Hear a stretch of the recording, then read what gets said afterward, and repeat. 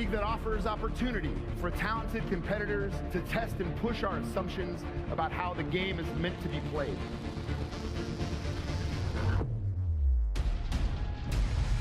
Ladies and gentlemen, we are coming at you live from Los Angeles, California. Welcome to the Blizzard Arena. We are back at the Blizzard Arena here in Burbank, California. Don Monte Cristo here, guys. And right now, Boston down 0-2 to Seoul, but it certainly hasn't been a one-sided affair. No, it hasn't. And I really liked Sideshow's breakdown on the desk as we see Wakid back in for Bunny. Yep. Because it showed that one of the things Seoul is doing differently than many of the other teams that we've seen play in Overwatch League, most teams will go ahead and after a reset, teams coming back together, try and use that rip tire to get a pick on the front end. Instead, they're retreating and waiting for a Boston to commit and then using it as a reactive pick mechanism. And it looks like Boston really hasn't been able to deal with that threat and keep Kelix alive. Oh, absolutely. I mean, the counter dive has really been the strongest thing in Seoul's favor, but I think things are going to, excuse me, whoa, I had a bug or something, I don't know. I think things are going to change a little bit here as we go into Oasis, where there's going to be room for playing something other than the basic dive for both of these teams. You say that, Doa, but the last time we did see Seoul play on I said this there's map, room. there's right? room. There's room. I didn't say it was going to happen. It was Lucio instead with the Tracer and the Genji, but it looks like we may see something different this time with Wakid, and he may actually be playing the Tracer in spite of the fact that we've seen Fleta, he has been playing a lot of that Pharah, but so has Wakid, so I guess a bit of a question coming into what will be a city center. Yeah, you never quite know, but you'd imagine that the Pharah is going to come out at some point in Oasis. I mean, that would be the logical reason to put this guy in for this map. And as for Dream Casper, I think really when he first caught my eye in the earlier days of Overwatch prior to the beginning of the league, it was because of his Pharah play. So it looks like he'll be going back to that hero right now. We will not be seeing Gamsu on the Doomfist, to the surprise of no one, and Kelix will have a comfort pick on that Lucio. That's right, here we go. Seoul in the white, Boston Uprising in the blue as we get things started here on Oasis City Center. Winston's meeting on top of the tower as the teams start to trade fire a bit. And we are gonna see a little bit of initial poking right here. Wakid, interesting to put him in this roster when you have Bunny and Munchkin, who are more or less dedicated Tracer players. I am a bit surprised since they're having Fleta play the Pharah, but maybe they've got something in mind for a different point here. This round, the point is unlocked. Boston capturing here. Seoul coming back in. There's a kill for Fleta. Oh, but air-to-air may do it for Dream Casper. Can't quite get the finishing blow. But he came close. Now he's on the retreat here. Yeah, they're all going to be pushed out now as well. Can't get an opportunity to get the resurrection up and available, and Kalios will be demeched and immediately killed by Wakid. Yeah, that's going to be a problem here. Ooh, one more shot on Zunba might do it, but no, the heals come in, and Seoul will go ahead and get their control percent building first here on Oasis. It was quite the brawl, but Boston could never really finish the kills they needed to. Dream Casper will go ahead and end Zunba there, who's playing far forward. Won't really make the big difference. He is only slightly staggered behind the members of Boston Uprising, and at least he'll get his mech back in this scenario. Yeah, you can get back to the point pretty quickly here if you're D.Va, of course. Toby on the Lucio, so finally both of these Lucio guys getting to play their hero of choice. Boston trying to flip the point. Toby taking a look from the high ground here. Meanwhile, Fleta still trying to rain rockets from above. Finds Striker, not enough damage though. Dream Casper with the barrage does take down Miro. Where's the res? There it is. Jaehoon goes ahead and uses that ultimate to bring him back up again. Fleta waiting for that perfect opportunity with the Pharah ultimate. Is it gonna come soon? He's gonna chase Gamsu in there, finds him inside, but there's a Primal Rage and he's low and he's taken down. Fleta not living. Toby drops that sound barrier. Fleta not part of this fight though. And that's going to be the end result. Toby saving that sound barrier for later on in this fight, but they still find themselves short of Fleta on the Pharah as Boston continues to attempt to grind out the actual advantage and flip it over. That was a really kind of a bold barrage from Fleta to try to use it in that room, and it didn't pay off at all.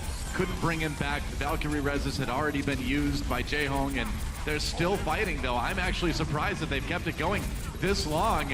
Zunba pushing them back, and so Boston with an opportunity there, but Seoul just barely clinging to life. Well, it's amazing that they were able to last as long as they did, with Fleta having to come all the way back from the spawn, but at the end it was the conservative use of the sound barrier that gave them enough HP to hold on to that point. True enough, nice pulse bomb after the rocket comes in, and Weki finds himself a kill onto Gamsu here. Fleta back with a vengeance, another nice shot on Dreamcasper as Jaehong gets the kill on the Mercy actually. With the Mercy, Seoul starting to really take Boston apart. And Fleta was incredible on the Pharah in week 1 and showing off his skills again here against Boston, 100% to 0 in favor of the Dynasty. And Boston had an opportunity at one point in the match, but like you mentioned, Monty, just the staggered support ultimate usage on the side of Seoul. Toby waiting a little while to use that sound barrier made the difference.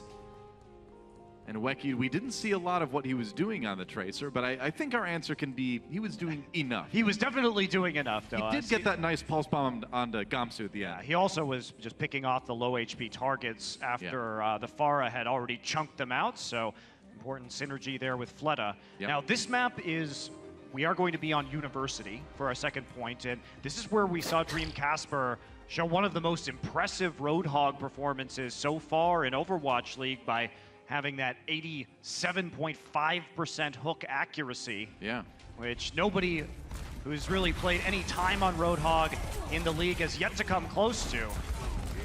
We'll see if he can repeat. Jaehong gets a kill in the Striker early, so there's a advantage for Seoul as we get things started here on University. Dreamcasper does manage to demech Zunba, though, so no Diva on the side of Seoul. Weki on that Junkrat, as you can see, already has his Riptire. Are you kidding me? That is crazy. He got the Riptire basically before the point even unlocked. Yeah, that was very fast. Bully some members of Boston all the way back off the point right now. Fleta will get resurrected, and that'll be everybody resetting right now. Again, there's not going to be a dive composition. Boston Uprising has made adjustments. They're trying to play triple tank with the Moira and just death ball the point itself. Right. And once they get on it, can use that crowd control and the choke point to really make Seoul's life difficult, but it does make it difficult to retake. Here comes the Riptire trying to find the back line. He gets a lot of damage, but no kills. And Neko right there on the Moira to heal everybody back up. Fleta finds the Deadeye kill onto Dreamcasper, though, so it is a man advantage for Seoul. Nice flashbang, stuns enough members that more kills come in for Seoul onto Boston, and they will be pushed back yet again. Wow, that was such a good flank, and he thought the danger was over after the Riptire. They were getting healed up by the Moira as a unit, but the zoning Deadeye, Dreamcasper, fortunately walking into the open. Yeah.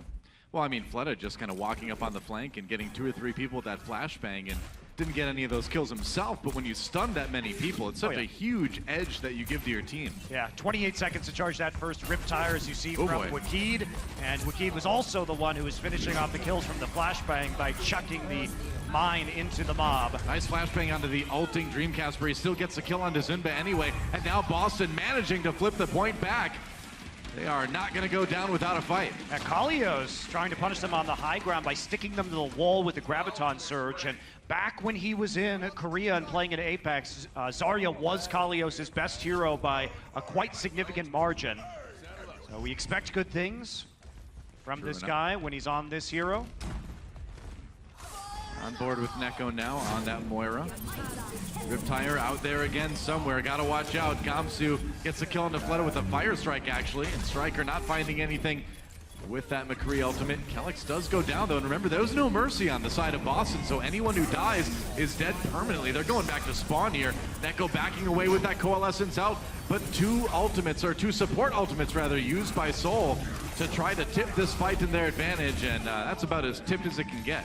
Yeah, using that Coalescence late in the engagement just to keep Gamsu alive for a little bit longer. Seoul patient as they waited out, get the 2 remaining kills from the Uprising, and now they're going to be pushing up right now. They have self-destruct and the Deadeye, so it's going to be hard for Boston not to get completely zoned off the point. Yeah, and I mean, the idea with that comp, right, is you don't use the Mercy because hopefully nobody's going to be dying because Yes. you've got so much AoE healing, and you've got all those hit points of the tanks. But if somebody does go down, it's a big problem, as you can see.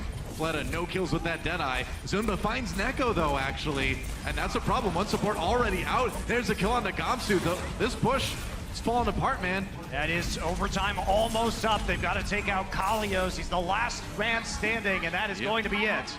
All right, well, it ends up being a quick 2-0 for Seoul Dynasty here on Oasis, and that will mean they are the winners of this series. One more map to play for that important map score aspect of everything, but Seoul, looking pretty dominant in the map score overall today. Yeah, I think you do have to commend Boston. They were getting beaten at their own game by using the dive composition. It was time to make some adaptations, but it still looks like Genji Tracer Dive is their best composition that they can run so far. They're a new team, and so you expect not the greatest amount of versatility, but it's matches like these where at least you can make some strides towards that compositional diversity.